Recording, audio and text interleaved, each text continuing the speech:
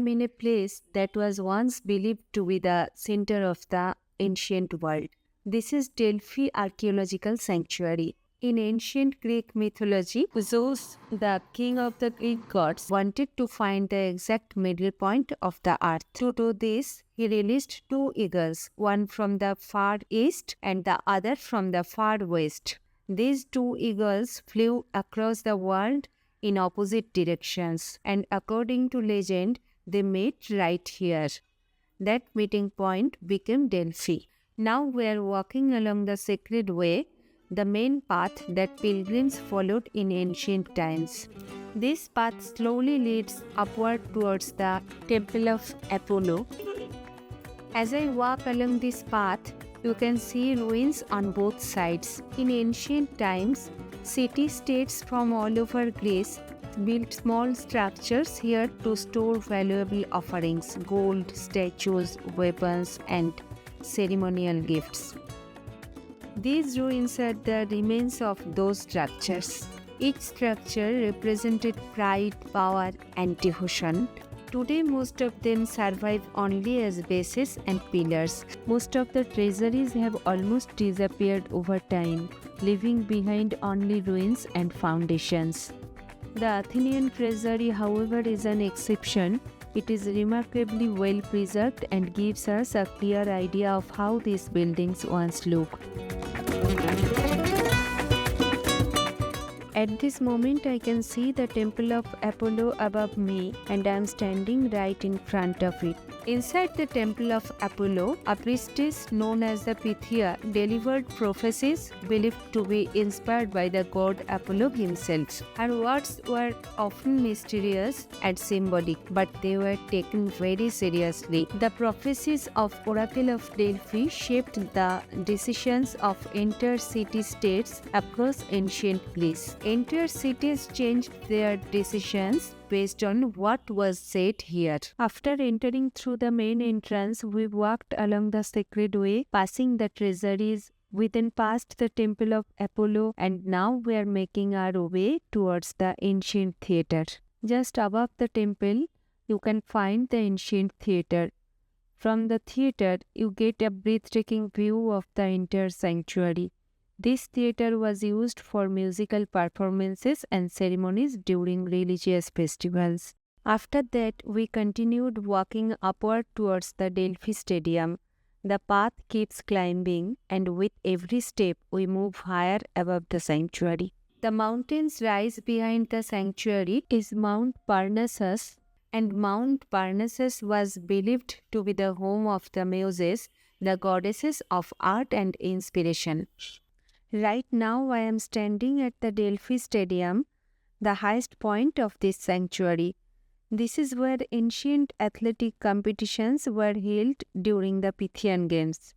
Athletes once ran and competed here in honor of Lord Apollo. The stadium blends naturally into the mountain, surrounded by stone and silence. As we walk down from the stadium, the path takes us through the lower part of the sanctuary. The ruins gradually give way to museum area, which is located near the main entrance.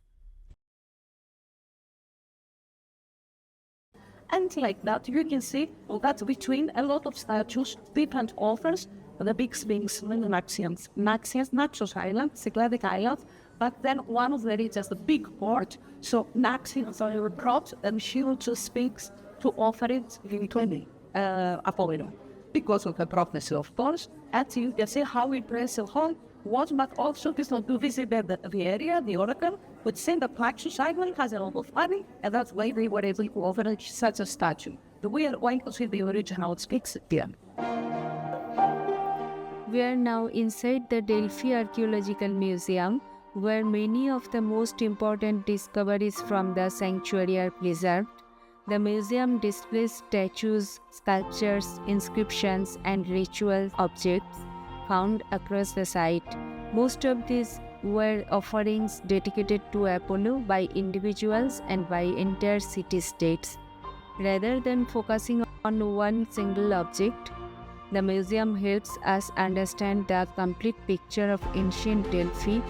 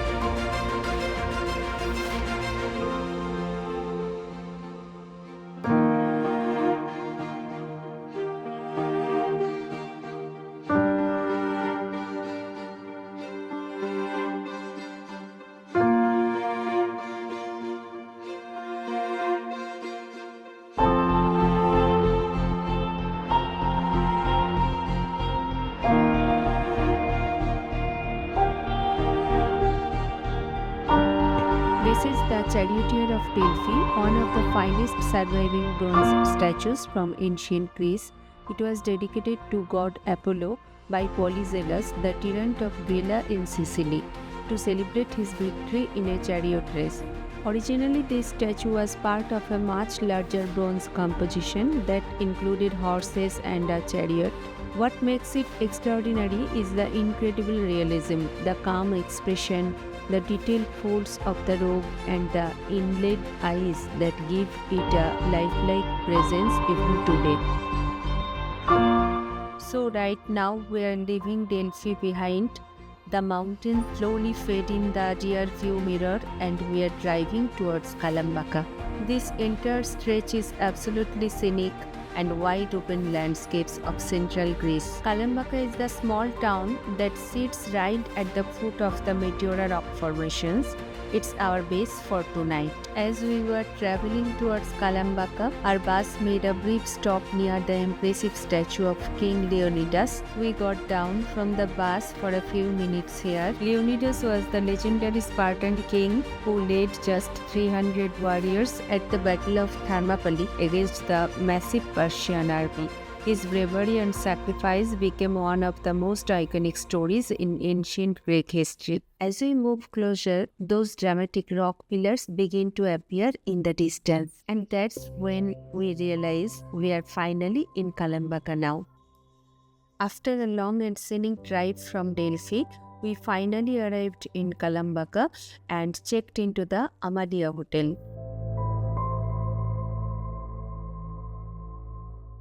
We freshened up quickly and headed down for dinner. Since we had planned to visit the Meteora monasteries early the next morning, we finished our dinner a little early.